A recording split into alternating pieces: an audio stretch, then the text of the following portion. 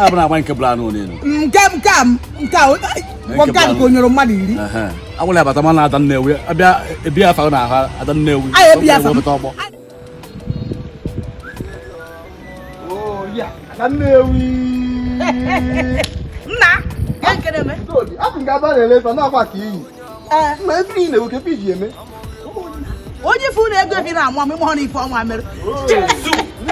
If 1 minute, 3rd of December, I have got Cotonou, Seme, Boda.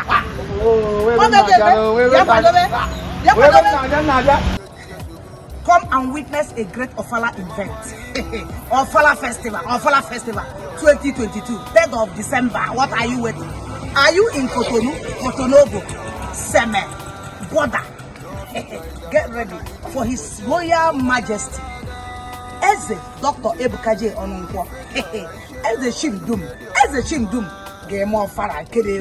What are you talking about? And his LOLO, Her Majesty GLADYS Onunkwo. UGOGBE Eze Ndi Igbo na Benin Republic. Big hall desire Cotonou. Big hall desire. Eba akọ ga-eme. Ndị tilaka n'ọkwa nke ndị ebe na signed by Chief Ochendo Ndi Igbo na Benin Republic. Chief Media Officer, Chief Palace Protocol Officer, ọha tilaka n'ọkwa oge ga-adị 3rd of December.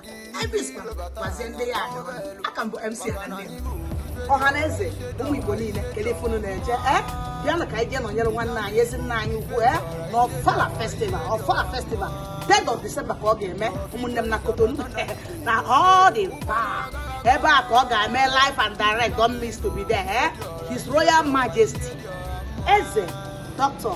Ebuka Onunkwo Eze Chim-Dum Ofalla Festival. Be there.